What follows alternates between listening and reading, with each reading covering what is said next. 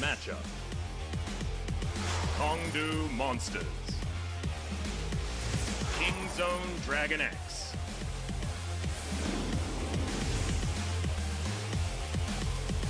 Rocks Tigers. BBQ Olivers. Beginning of the end. 2018 League of Legends Champions Korea Spring Split.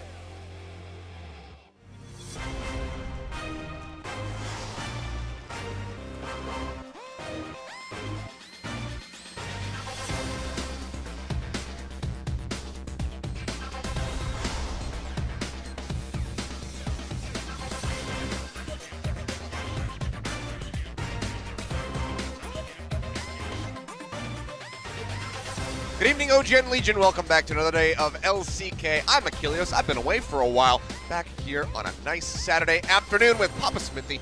No one else going to be joining me here on the desk. We're getting ready to dive into a banger of a match. It's going to be a barn burner, as Riff would say. First place versus 10th as KingZone takes on KONGDOO Monster. Does feel a little bit like the impending car crash is going to come through, because we saw KONGDOO And we can't Monster. help but stare at it. I mean, we saw KONGDOO Monster in the most recent match here in the LCK, just completely dismantled by KT. KingZone DragonX, no easier opposition, so it is going to be one of those ones. Achilles, unless KONGDOO can show us something better, I think we're going to have to look for approximations of improvement. A game win is looking very tricky, but even, well, that was a weird note there, but even just improving portions of the game, even just cleaning up some of their mistakes, they weren't competitive in the KT series post 10 minutes in a lot of the games. So there was laning phase problems, there was macro problems, the drafts didn't lend themselves.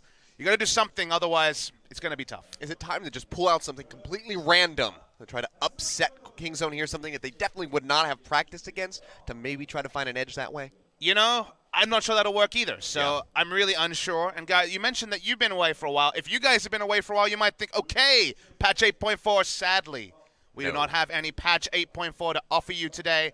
All the Banner of Command shenanigans will be there, but in bite-sized form. We already had Banner earlier in the week, so it's going to be a little bit longer, guys. We think next week, we think Tuesday, maybe we'll have patch 8.4, but for today, it is denied. It is not. But here we go. We're going to get some extra little slides here today. Take a look at the number of MVPs received per champion. Number one is going to be Zoe at the top there. 12 MVP wins for players on the Zoe. Tempt coming in with the majority of them at 3, and then the rest of them kind of being dispersed from there. So Zoe picking up the most MVP. I'm sure some people look at this and grimace a little bit, guys. We think that Zoe will be gone next week, so it's a short-term phenomena. I'm very interested to see some of these champions near the bottom, where you got players who account for more than 50% or around 50% of the MVPs. BDD's Talia looking just amazing in recent series. Tucson picking up so many MVPs next to Ignar also on the Alistair. It's just been fun to see that some of these champions are very, very prolific in the mid laners. Zoe and Azir picking up 20 of the MVPs is a big number. I mean, you mentioned BDD there with the Talia, but somebody that we'll be seeing in our second series of the night is Lava, who has also had some stunning performances with the Talia, so maybe he can try to tie that figure through that second series. But KingZone, of course, as mentioned, going to be still sitting in that first place spot. One less loss than KT Rolster here. Many, many more points, and KONGDOO Monster find themselves near the bottom, almost mathematically going into the relegation. Yeah, 9-2 versus 2-9. At least KONGDOO are not negative 14 in game score to the positive 14 of KingZone DragonX. They got that going for It's them. a tough matchup for them. Again, sliding scales of improvement. A lot of people will be watching this, looking for a sick outplay, looking for a pentakill. That might be how the series goes, but KingZone have also tripped up against BBQ not that long ago. KONGDOO Monster beat KSV in what seems like a very long time ago. There's always the chance of an upset, but definitely on paper, it's not looking likely. Well, if KingZone is Superman, then KONGDOO is the opposite. Bizarro taking to the rift here on the blue side, as we will be seeing Raze starting in the jungle. Yujun still going to be on the bench. Might be able to see him pulled out if Raze has a rough time here, and given Peanut's recent performances out of the jungle, his massive surge in KDA, which we will see a bit later on, I think that he's probably going to have some struggle going up against him. I mean, certainly Raze has struggled ever since he was picking up a lot of MVPs for the team right at the start of the spring season. We'll see how he's able to handle here. He played the second game against KingZone in the first round. Yujun was preferred in game one, but predictably there wasn't too much difference. KONGDOO and DragonX playing around with their roster as well. You might have seen on Twitter and also around. They won't be their usual 5 either. But is there any configuration of 5 players that KONGDOO Monster can beat, that KONGDOO can field? Your thoughts might be no. Yeah, leaning towards that one. They will have a little shift, maybe, to give them a slight edge in this matchup. As we go ahead and take a look at the starting roster, you will notice Peanut going to be in the jungle, but Rascal will be starting in the top lane. Not exactly sure why it's not going to be Khan, but more than likely is to give Rascal some more playtime. He's played 6 games so far, and this is going to be the weakest opposition that you can find in the LCK. He's definitely a capable player. Is he a carry player? Not so far. He has played the Vladimir, the Camille, the Alawi, but we haven't been inspired by his carry performances. There's always the chance that putting just a capable top laner, it's kind of the Untara to the Huni of SKT in 2017 summer, might be the way they look at it. Maybe it unlocks BDD or Peanut to look for a more aggressive champion pick and just has Rascal on more of a role player option. We don't know. We don't have any insight into why Rascal is playing. We do know that KONGDOO has been utterly dominant outside of that loss to BBQ. Yeah, and KONGDOO Monster, despite the slightly strong start there at the beginning of the season, the 2-0 over KSV is just laughable. Really, at this point, it's just straight losses from there. 1-game win versus SK Telecom, but everything else has been an absolute tragedy. And just to go ahead and calm your worries, we did see Khan earlier. He was in the makeup room. He was looking fine, looking healthy. So nothing along those lines for Rascal to be starting here in the top lane. LeBlanc sometimes says looks can be deceiving. I don't think Yeah. these looks are that deceiving. Raze and Peanut with inverse KDAs, 1.9 for Raze, one of our few players below 2 KDA. Peanut at 9.1. We'll talk about his specific stats from the most recent series a little bit later. We're also going to have, in keeping with tradition, a bit of a facetious head-to-head history. KONGDOO's win over, at the time, Longzhu was in a very different time. Spring round 2 was when Longzhu was the most struggling, when they lost their coach after Song left the lineup. So, very different team from summer onwards. KONGDOO Monster weren't there in summer, of course. Were relegated and re-promoted for spring.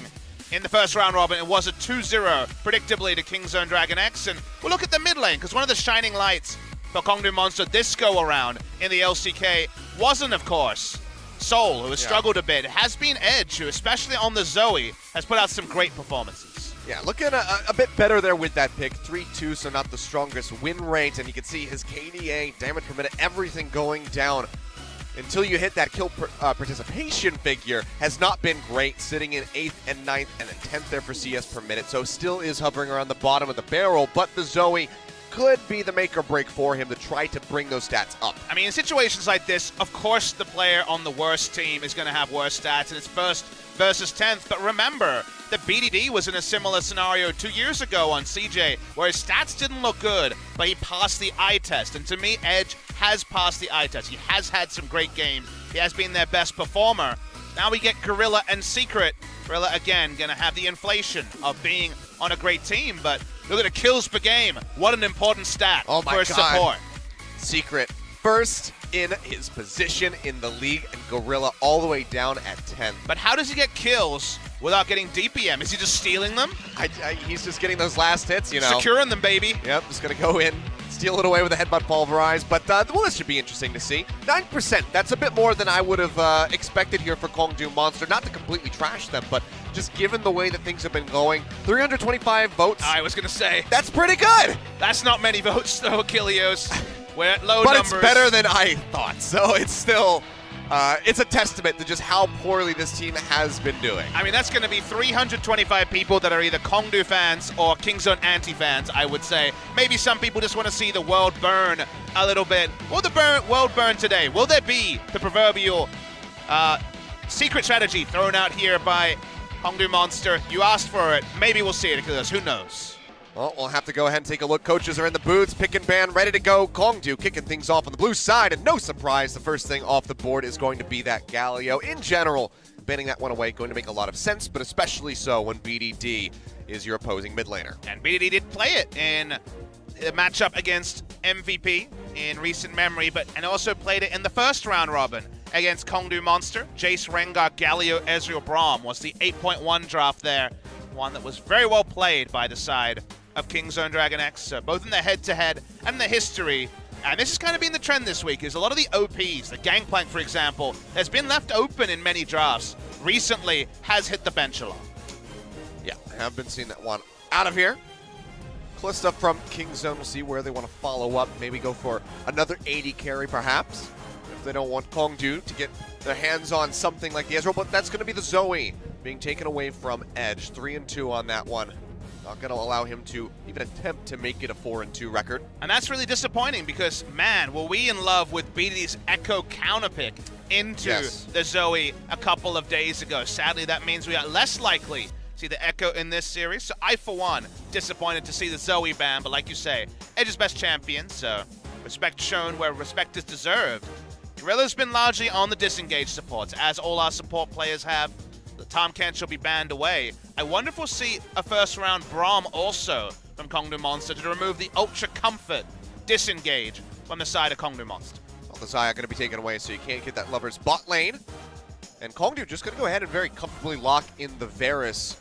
Bit of a safer choice here for them, but on the other side, Prey, he will get his pick of the litter as far as the ADCs are concerned. Something like the Ezreal, which we know for, is still very much on the board. Yeah, Ezreal Braum would be a very safe first round, and we've seen a lot of completed bot lanes be taken in the first round. Love the Leona that we saw from Gorilla in that MVP series as well, but we'll see if they want to go for the strongest available jungler or complete their bot lane. Skarner is available here. Well, Peanut's been trolling with the Ghost Cleanse as previous summoners. Wonder what he's been up to in the practice tool before we started here. Skarner has been a bit of a down champion for people like Blossom, who struggled on that for SKT. Peanut Skarner, and just the ability for KONGDOO to hit their early to mid-game kill involvements might mean that Skarner will be considered, but they do end up reaching, not for a support, not for a jungler, but for the Azir for BDD. Which is a little bit surprising to me, given that Ryze has surprisingly made it through the draft this time around. BDD has frequently seen that one banned. We've seen it banned just in general very highly, but just goes completely around the pick, goes straight for the Azir, and now Edge might just be piloting that one in the mid lane himself, and the Skarner has been locked in for Raze. It does mean instant cast CC into the Skarner for a bit more reliability on the engage. Going to be a cleanse Azir for certain through all of this, but interesting to track. KONGDOO have been the team most reliable in leaving open things and going for the mind games. They do a lot of hovers into picking other things to lead the enemy team to pick, so I think they're going to be very happy. I'd love to see what their strategy is against the Skarner. I've loved Zac into Skarner because Zac is happy to walk up. He can use his ultimate to bait out the Impale if your timing is on point, and Peanut, of course, great at those little micro mechanics and getting an advantage through that. So for now, at least, the Ezreal Braum has been replaced by an Ezreal Alistar to give them a bit more engage, and that means that Braum will hit the bat list. Yeah, has banned that one away. So not going to be having that Unbreakable to try to block the piercing arrows coming through there from Soul. But Alistar, anytime we get to see Gorilla on this champion, it is a treat. Think back to 2016 where everyone was calling him a one-trick because Alistar was just so damn strong for him, and he would just run it into every matchup anytime he got the chance. Now I wonder if KONGDOO will be heads up enough to ban away the Zac here. I feel like Sejuani Zac is the two bans you want against what KONGDOO are putting together. Well, crucially, the Sejuani banned away from Peanut after his recent KDA surge with that champion makes a hell of a lot of sense, power aside from the pick. Waiting to see if it is that double ban of jungle we've been mentioning. Taking their time will be the Jarvan, so another, of course, reliable engage tool banned away. You see the Alistar, so secondary engage is what you're looking for. The picks, okay. They were baiting, but baiting in a different direction. Peanut wants to start battle warding. He's jumping on the Olaf, who, of course, can ult through the suppression of the Skarner. Yeah, just going to be trying to go toe-to-toe with him, deny that CC, and just rip him apart with the Viking. Olaf locked in. It's been quite some time since we have seen this pick here in the LCK. I'm sure OGN will treat us with a graph once we get into the game to see the last time that this did hit the Rift. But outside chance of it being a top lane Olaf as well. I think it will be jungle Olaf, but there's always the chance in some matchups. He was famously good against Vladimir many moons ago. Against Sion, I think he's going to lose health in many trades. But very interesting to see the Olaf come back. Was big in the meta right at the end of summer season and around MSI as well last year. And the flexes will continue. Could be a jungle Camille or a top lane Camille. Not a big fan of Camille into Sion again because he's so damn tanky. Let's wait and see which way this goes. We'll know at 20 seconds. But jungle Olaf was my first thought. Let's see what KingZone want to go. I mean, either way, KingZone have me extremely excited about the draft. Aggression across the board with this Alistar at support, with the Ezreal constantly poking Azir in the mid lane, Olaf and Camille. This is a team that is out for blood, absolutely through and through here. 10 seconds remaining. So far, going to be holding with the Olaf in the jungle. It seems like it might just be the pick as we go ahead and cut away. So we'll wait until those final cards come up here to make sure, to guarantee that it will in fact be Olaf out of the jungle. Seems like he's going for the flash as well, not looking for the ghost, which was standard so long ago. Yeah, flashes of course become standard even on the Nasus, and the other champions want to take ghost. Even Singed is jumping on to flash. Such as the meta. We will be end up seeing Rascal on the Camille pick. He's been playing very extensively in solo queue. If he can make much inroads against an Olaf, but this is the fun one. So against a Sion, this is the fun one. Olaf into Skarner. You can invade Skarner as an Olaf like many other champions can't post level 6 because you have your ultimate and flash to flash over a wall. So specifically around Peanut's Battle Ward playstyle, going for the flash makes a lot of sense, and let's see him get frisky because they baited this. They wanted this exact matchup, and it's our first Olaf of 2018. I mean, we're talking about maybe KONGDOO pulling out a surprise pick to try to offset KingZone, but it's actually KingZone the ones bringing out the surprise pick with the Olaf. Let's see how it's going to pay off. See if Peanut can bring this one back into the meta, or if it's going to fall flat as we load in for game number 1, KONGDOO Monster versus KingZone DragonX.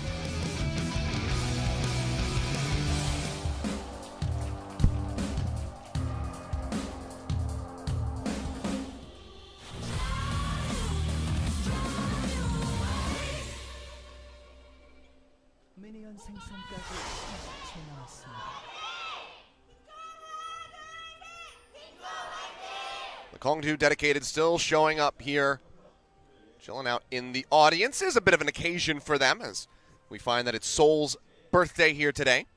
So long being the ace of the organization, Soul, through many different iterations of roster. Technically tomorrow is his birthday, but it's as close as you can get for the match days. Yeah, they always do it the last match day before, not the first match day after, even if it is closer to being after than before. So I just want to celebrate before the day does come in. Turning 20 years old today.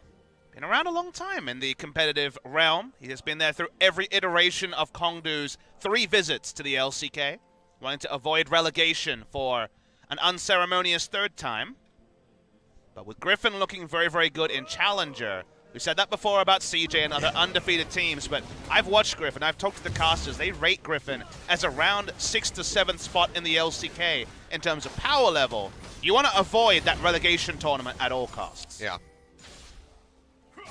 Being rated, 8th place, not going to be that impressive here for the LCK given KONGDOO and MVP's performances, but once you move up past that, you start inching above the likes of BBQ and getting closer and closer where SK Telecom currently find themselves, then that is certainly a very strong compliment for Griffin. So we'll have to see what happens as we get to that promotion tournament later on in April. And in case you guys want confirmation, the LCK still will have promotion relegation as norm. A lot of other regions have removed the promotion after spring season. Yeah. LCK, no changes, so there is definitely room for new teams to join us for LCK Summer. And honestly, unless KONGDOO can turn things around here in the second round robin in such a significant way, seems like we might be having to say goodbye to them for, I believe, the 3rd time since I joined the league in 2016. As I said, 3rd relegation looking like it's potentially on the cards for KONGDOO Monster, and it was very hapless last time out against KT Rolster just a couple of days ago. In this game, very different draft from KingZone. Team fighting, gonna have kind of 2 sides of the team fight unless they just find themselves super snowballed and all dive in.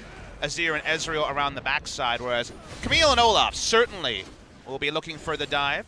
Olaf's role this game, to me, baiting out the Skarner pick and then locking it in, is for battle warding, is to just contest the Skarner in his jungle, and has so many options to disengage both the suppression ultimate and be able to jump over a wall if things go wrong. So a lot of options here for Peanut to play aggressively, and look at that summoner spell, the rune I should say, it is Predator. So Predator Skarner against Predator Olaf. The Predators are both on the Rift, but I think the Apex Predator is going to be Peanut. Well, just given his KD. He's going to just get rid of that blast cone before he recalls. Given his KD, I would have to agree with you.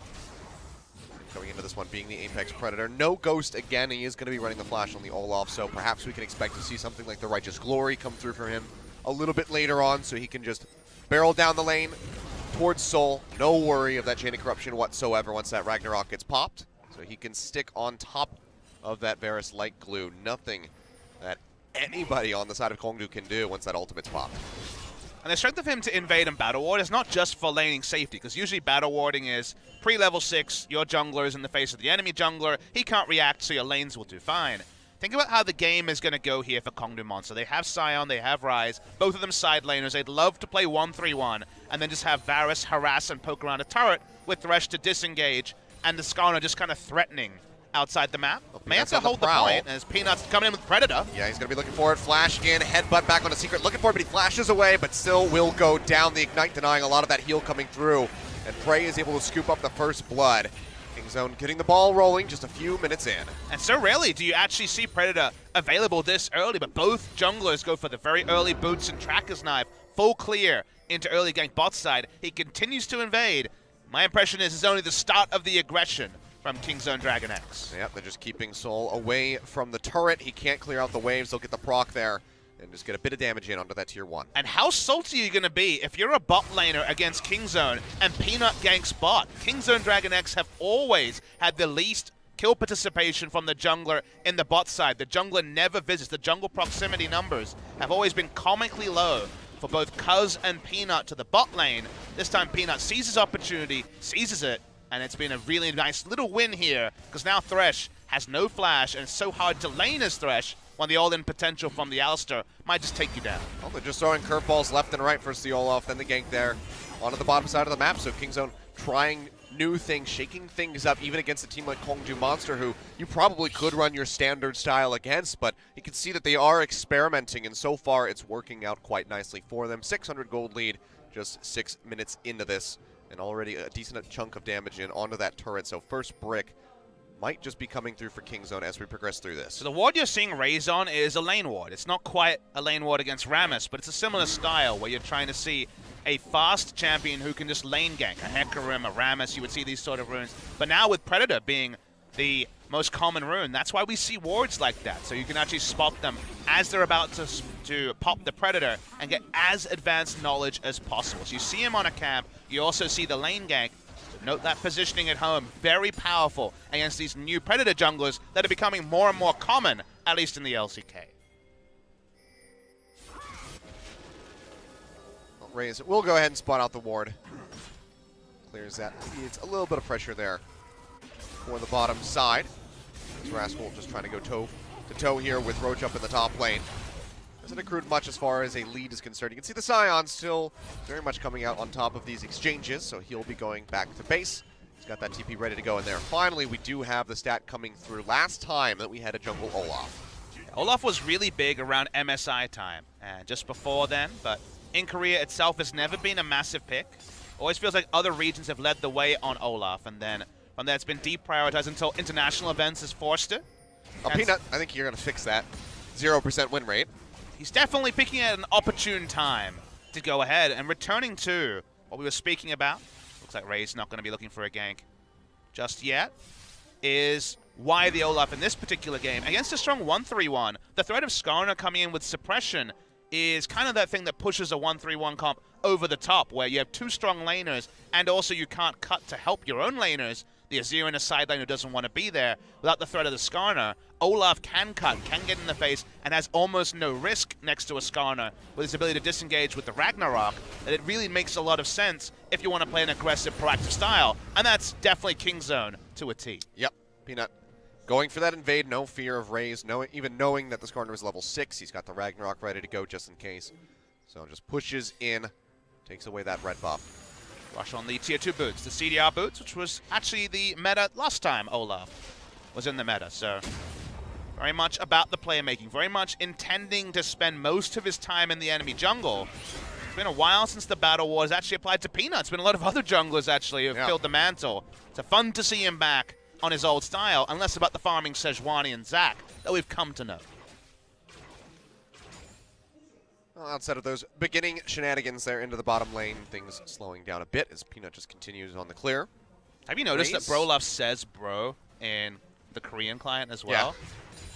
I don't know if there's a Korean term that would properly evoke the word bro. Flash forward, looking for the Chain of Corruption. We'll get the root down there onto Gorilla. Hook not going to hit. Raze is going to flash in, but he's going to get pulverized immediately. Still gets a bit of a drag back there onto Gorilla, but he will be safe. Damage going to be minimal. They were actually looking for a style play there with the suppression and also the lantern for the extra removal. Don't get full value out of it. Gorilla was 1 minion away from level 6, so that was certainly the time, but unable to get enough damage down. Gorilla now has 6. They have 2 champions that can ult out of suppression. That definitely bodes well for KONGDOO, and unfortunately for the Skarner. We've definitely seen some down Skarner games. This could be another one of them. Yep. 2 flashes invested for just the heal away from Prey. Not a great trade there for KONGDOO, and Peanut is just continuing here with the invades. Realm Warp being threatened as Roach also arrives. Cosmetic Smash will take a little bit of HP away from Peanut, who is still not very tanky, and they will be able to retain that blue buff here for Edge. They didn't have any advanced visions. They didn't know the exact timing of Edge coming in, so smart to ult away. As you mentioned, when you ult, you lose your resists, so would have been a very squishy Peanut. Doesn't even got a health item, only gets the Balmy Cinder now, so smart to fully disengage. No harm, no foul. Ult down from Roach in a very long cooldown. The thing's still comfortable for the side of KONGDOO. Secret just going to be looking to clear this out. Prey would love to threaten him off of it, but with Gorilla back in the base, he's just going to have to say goodbye to this control ward. A couple hits in, try to build up some extra gold from that Kleptomancy, but otherwise you can't do too much. No steal away there for Peanut on that blue buff. Just to hand over his own to BDD. KONGDOO happy to play a scaling style. They'll feel very happy about Azir as the game goes on, and Prey usually goes for the Iceborne Gauntlet side of the Ezreal builds. More commonly, we've seen a lot of Trinity Force Ezreal, but wait and see which way he's going in this particular game. Going for his next shot, so we might get an indication. Gorilla just charging straight in there. The Lantern has come down. Get the Pulverize there onto Roach, who takes the Lantern out to safety, but BDD wants to stop him. Suppression comes in, they'll drag him out, but he just goes over on the other side, shoves them back with the Emperor's Divide. Blast Cone will save Secret's life. That is Raze going down. Yeah, flash and ults there to get him away from the Blast Cone the first time. Raze taken down. Secondary trip available, so no second kill comes through onto Secret. Gonna get the replay now. Just long shenanigans. So Control Ward's actually invested onto the Lantern to stop it being easily clickable. You can full zoom and click the Lantern anyway, so he does get out. BDD desperately wants this kill. He saw Yukal having some fun on the Azir a couple of days ago and wants to get his own highlight reel play. Picks up a kill, they get out. KONGDOO now with the National's Tooth, so the Azir feeling very comfortable. Yeah, is also in a nice little CS lead over Edge. And now with the National's Tooth, having that assist come through. Righteous Glory popped popped in a very nice spot. Yeah, Roach is just pushing forward. Says, yeah, I'll take a turret shot for this. Chunks Rascal down to half HP. So everybody else on KONGDOO been having a whale of a time. But Rascal here, a bit more difficult for him going into the Scion. He's keeping pace as far as the CS is concerned. He's got the wave clear now with the Tiamat there. But still losing out in trades, even with a Sheen in the inventory. I mean, Camille has lane control on a lot of champions, but Scion is not one of them. Scion basically wins every lane or goes even in every lane. Very, very few that beat him. The one lane I've seen that actually reliably beats the Scion is Darius, but Darius in pro play usually seen as too limited, be a very lane-focused pick. What is this, 2015? Look, Jace is played, and Jace is pretty lane-focused, but Darius doesn't have the same split power, so you don't see him as much. We've seen the Jace, of course, from Khan. I'm just saying, if you're having solo queue problems against Scion, you could go worse than Darius. There is Predator invested by Raze. He's going to get the stun there onto Peanut. Knows that it would just be an ult for ult exchange. Trundle also an outside choice against the Scion. Early trade's not fantastic, but it gets better as all Trundle lanes do. That's true. We did see the Trundle just 2 days ago. SK Telecom bringing that one out. KONGDOO continue to battle war, playing around the enemy red side jungle. Peanut's again overextended, but has his ult.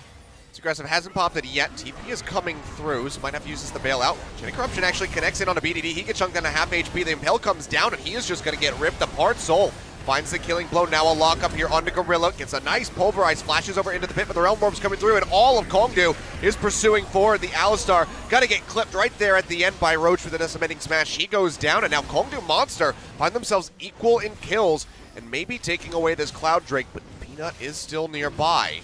For the contest here, Drake's down to 1,300. He still has the Ragnarok, but seems like it's not going to be worth it here for a Cloud Drake. Doesn't want to fight over it. We'll go back in to try to get some poke off the backside of this, but won't really be finding much to follow up on. Yeah, a bit lazy there by KONGDOO when it came to the invade. Notice the teleport timing here. To me, that was the big problem. We're going to catch the replay. Peanut walks up, he's caught out. They don't have the deepest division. That part is fine. The teleport spot actually really works against the side of KONGDOO because Rascal hesitates going for an aggressive route. He can't go past 3 members on the bot side, so he's just not involved in any of this. Roach cuts off. Seems like they read the play wrong there. No way out. As though Peanut, you know, he's never a man to be held down. He comes back for a second round. Yeah, he just goes right back in for a second attempt. Says, oh, you know what? I'll just invade by myself, and then it'll work out. Does manage to get the red buff in the end. And there's no skirmishing for Raze against the Olaf. He also still says chug chug. Again, it's just literally the English voiceover, which is a big surprise. If you guys aren't aware, every other champion short of ones that don't say intelligible words are going to be different on the Korean client. Lissandra, for example, famously, Nami as well. Yep. Nar is one of the few that stays the same. Yeah. Because he just says his own name, Pokemon style. Even Karma has some different stuff with her made-up language. It is like the least culturally appropriate thing to be like Brolaf in Korea, so I guess there really is no voiceover that would fit him. Well, that's going to be the Ragnarok coming down. Secret finds himself stuck underneath the turret. He doesn't have much HP, so he will just go down as they go ahead and finish him off, and seems like Prey will be able to knock this out. Yeah, they call BDD down, they want the turret. They got the bonus in killing the Thresh, who Thresh and the Skarner are kind of free food for an Olaf. Again, Olaf versus immobile AD carries in the Ashe meta. Olaf was a very strong jungle pick to just run at Ashe. Varus very similar in champion construction, so as the game goes on, there's actually very few options for Skarner, Varus, and Thresh if Olaf turns on.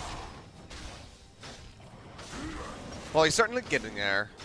As Peanut starts building up these items, blue buff, and again, going to be handed over to Edge. Gets it a bit safer this time around. No Peanut there to threaten the takeaway. And that is Trinity Force complete onto Prey. Not often does he go into 2 items, and if it was more melee champions, he might go pure disengage with the Iceborne Gauntlet.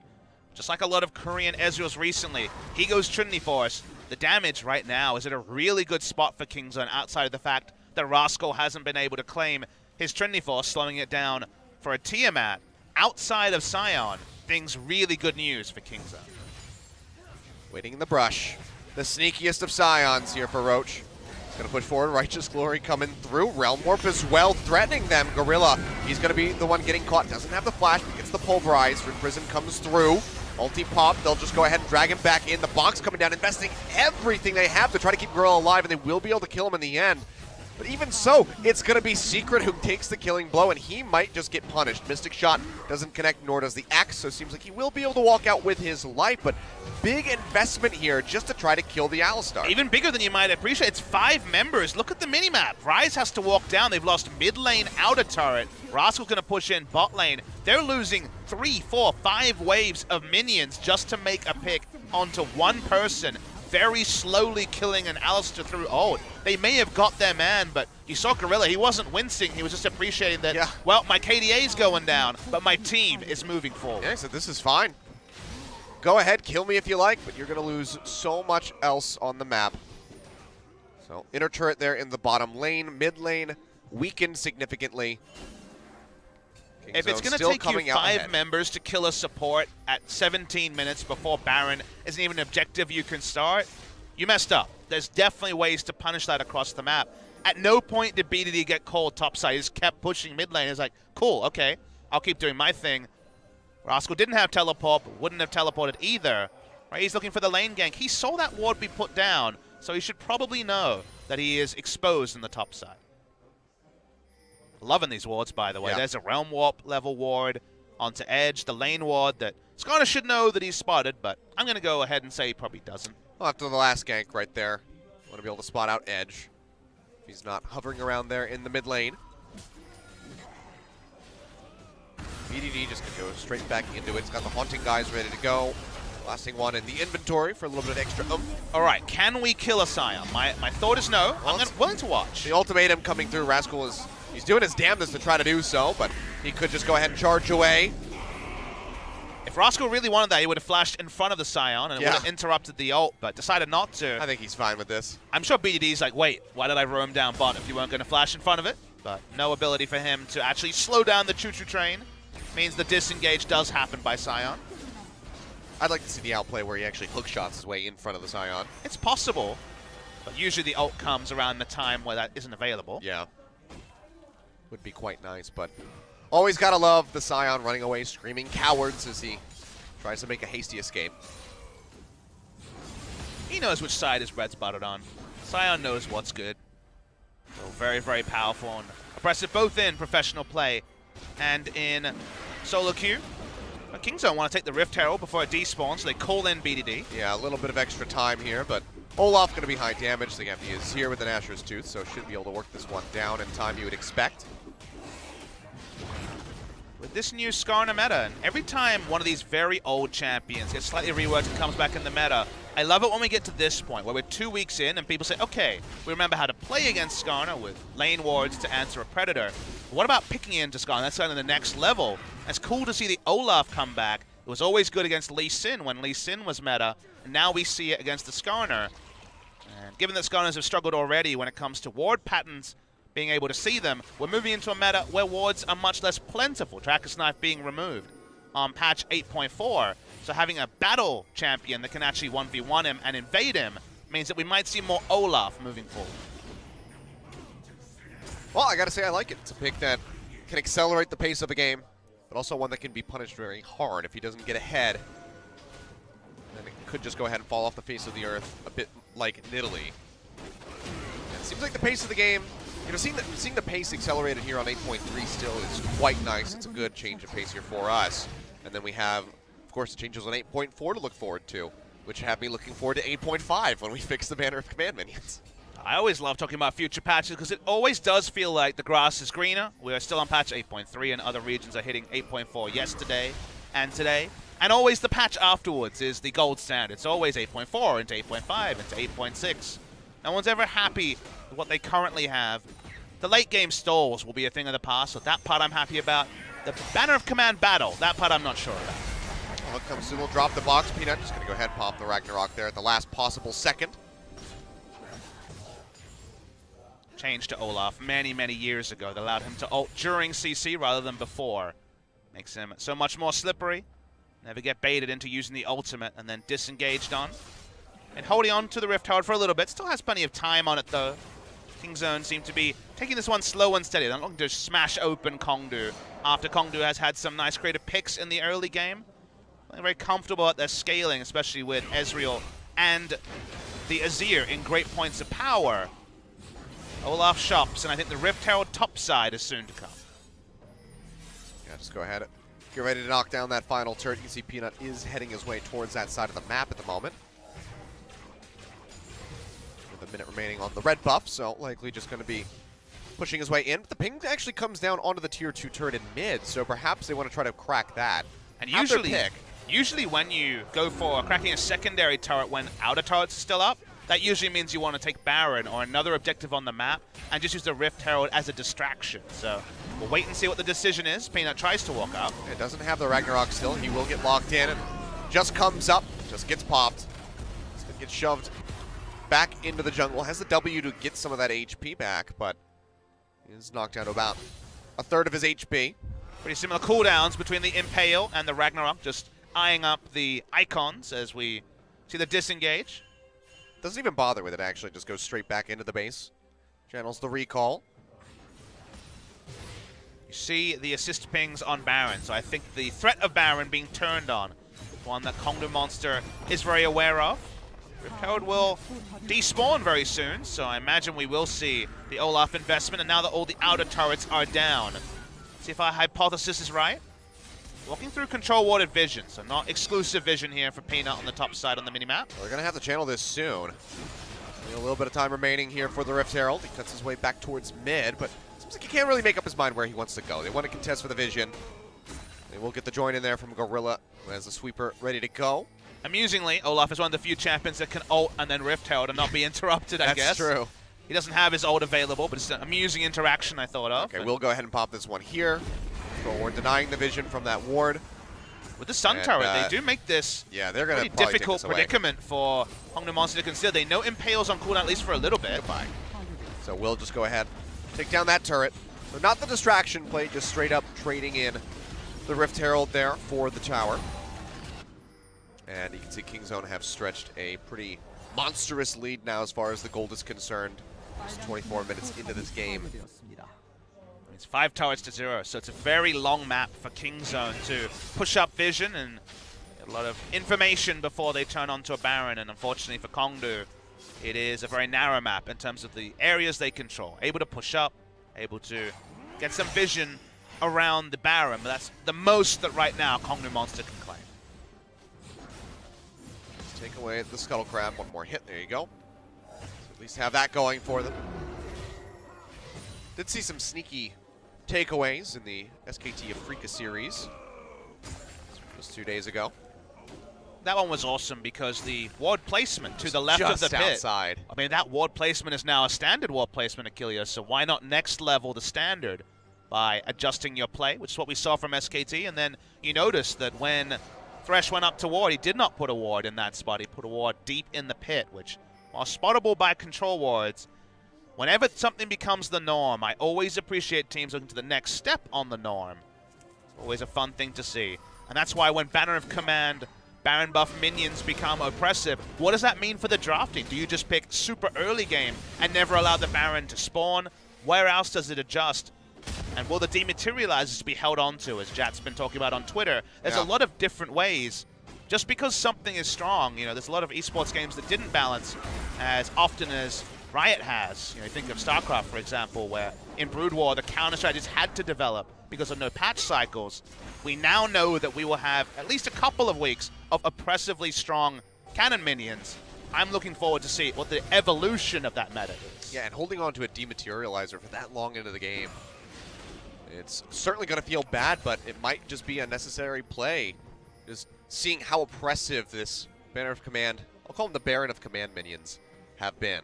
Man, how bad does it feel for a support who has to hold on to a control ward slot and also a dematerializer? Yeah. At some point, you're actually running out of item slots as Raze flashes over. Yeah, he's just going to go ahead and flash over the wall. Wants to get the lockdown here onto BDD. Root Prison comes through. He's down to half HP. Tries to trade it back. Chunks out Soul, but can't get the kill. The rest of KingZone unable to collapse in time, but Rascal now has some alone time here into the bottom lane. Will be chunking down this turret, but he doesn't have a minion wave there yet. KONGDOO Monster definitely taking this best friends for everything very seriously. They make a lot of 5-man plays. They need to start the Baron, but they're going to actually find 3 members. Can they claim it? They're going to be going for this one. True Shot Barrage comes in, weakens several members of KONGDOO. They need to finish it, otherwise they're going to lose their base for free. Peanut's ready to go. He's going to go charging and look for the seal, and he's going to take it away right out from under their noses. The rest of them going to try to escape with a Realm Warp over the wall. Raze got left behind. behind. Into the Krugs, but Raze, he wasn't a part. He didn't have a ticket. He gets kicked off the train. Prey goes over the wall. He'll get locked down, will get taken down, but Rascal is in onto the Nexus turrets. With these now Baron-empowered minions here backing him up. Roach is going to arrive. Rascal takes the hook shot out, gets slowed up by the Roar of the Slayer, but should be fine to exit. So much punish coming through from KingZone, and a steal on top of it all. This is what happens when you get priced into making a play like this. There's no other option for KONGDOO, otherwise they will lose a free inhibitor. They have to take a 50-50 Baron, and Peanut is the king of 50-50 Barons. He always is the man to get his smite on. It completely disrupts the play. And the criticism of KONGDOO is not starting the Baron. It is, once again, only playing as a 5-man unit because they had no good options left. They got punished for the first time. They made a 5-man collapse. The second time, same story. Prey being a little overzealous, I think, with his dive in He there. thought he could outplay a 1v2 and then found 3. And then he's like, oh, wait, I miscalculated. His Mercurial Scimitar was too early as well, which meant that he wasn't able to fully disengage. So I guess not stacking CC is something you can compliment KONGDOO Monster for doing in that scenario. Losing almost all of their base, definitely not worth a compliment. Yes, certainly not. Even if they had gotten the Baron, losing almost all of their base, still not a great situation, because then you can't really push forward and utilize the Baron buff. You have to worry about the super creeps constantly pouring in to that opposite side of the map. But now they just basically lose out on every single front. Unfortunately, this has kind of been the KONGDOO specialist. 3 lanes losing in farms, even 60 CS for the jungler, whose battle warding has got him an extra 15 camps on the enemy jungle. If you lose CS in every role, which is what happens when you lose 3 turrets early and you only move as 5, minions are dying to turrets that don't in other matches. You know, I think this actually might be good, though, for KONGDOO, because now this forces them to not play as 5-man, because they need somebody in the bottom lane. So maybe it'll change things. They'll evolve in their play style. As well, they want to go in for the 5-man right here. Charge comes in. They get the pop-up in on to Gorilla. Gets knocked down to about half HP as the ulti comes through. Still getting locked up constantly, but they still haven't been able to kill him. Headbutt Pulverize goes through. He gets a pop-up here onto Sol, who is just getting melted down. He will be able to trade in for the Alistar, but the bottom lane of KONGDOO are the ones being traded for it. The Empress Divide comes through. Roach going to be locked in for the Hextech Ultimatum. It's going to be the full ace coming down as Roach desperately tries to chase in onto Prey. He'll smack him once, he'll smack him twice, but that's all they get, and Kingzone will be taking the Nexus. Yeah, flashing for the gap closes. Prey just wants to get in the picture and end the game. Kingzone DragonX predictably do pick up game 1, and from a scoreboard perspective and a time perspective, it certainly looks more competitive than the series against KT. But to respond to your point, Achilles, the worry is, if your only way to make it competitive is to 5-man gank, surprise Kingzone with the 5th member when it's usually 3 or 4, that strategy will lose you more games than it wins. So while it gets you competitive, I don't feel like it's setting them up macro-wise for future games. If the opposition was more on their level, I think they still lose making a 5-man play if they stay to the standard that was admittedly not winning them games, but actually against more equal opposition. That's probably healthier. So they're moving in a different direction. Whether it would help them in a promotion tournament, for example, my impression is no. Well, 6-9 at the end of the day there for KONGDOO, so able to get some kills on the board, but when it came down to the meta play, they got boned by Kingzone. There you come out on top. They close this one out pre-30 minutes.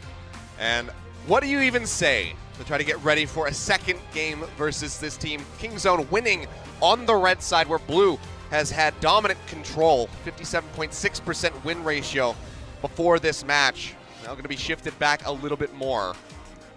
How do you even try to approach this? You say good luck. You consider now that the Skarner left open is a bait. You take that extra information, but otherwise, Achilles, it's only so much you can do when you're outskilled in every role, and your all-in play wasn't able to pay off either. Well, Rascal bullied around in the beginning of that game, but holding his own by the end. We'll see if he's going to stick through for the entire series, or if we're going to see Khan make a visitation here onto the Rift for game number 2. Either way, seems like Kingzone has this one in hand and should be a very swift series unless KONGDOO Monster can pull a miracle out of their butts. Hopefully we can see some new stuff, Achilles. Let's see some more Olafs, some new picks from the jungle. All right, we'll see if Peanut has some more innovation here for us as we come back from the break, so don't go anywhere, guys. We'll be back in just a few minutes with game number 2, KONGDOO Monster versus Kingzone DragonX, to see if they can close this one out with a 2-0.